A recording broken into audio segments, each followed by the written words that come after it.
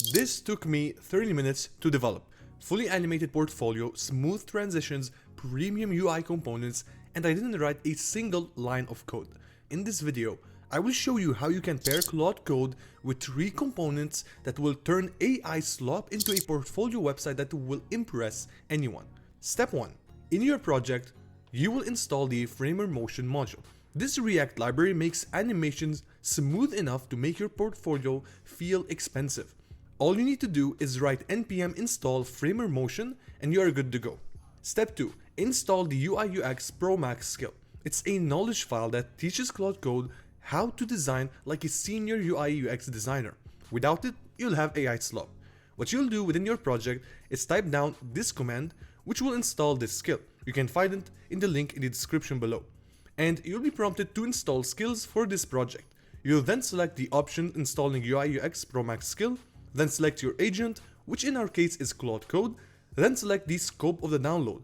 Project means you download that skill locally for this specific project, and that is what we will do here. Step 3. Go to 21st Dev and make an account there. It is an AI component library. Think of it as a marketplace of premium production-ready UI components that Claude Code can access and pull directly into your project. You'll go to the MCP tab, scroll down until you find this section. You want to open your command prompt and copy-paste the command given. This will install the 21st Dev MCP globally on your machine. To make sure it's installed, write Claude MCP list and you should see it connected. And that's it, only 3 things to configure, and now Claude Code is ready to do some magic. In Claude Code, make sure you open the folder of your project, then paste in your prompt. Claude built for me this prompt, and here's what I told it. The main idea is to tell Claude to use Framer Motion, UI UX Pro Max skill, and the 21st Dev MCP, then tell it what screens you want to add. Once it generates the design of the website, you can give it then the real information to replace. And there you have it.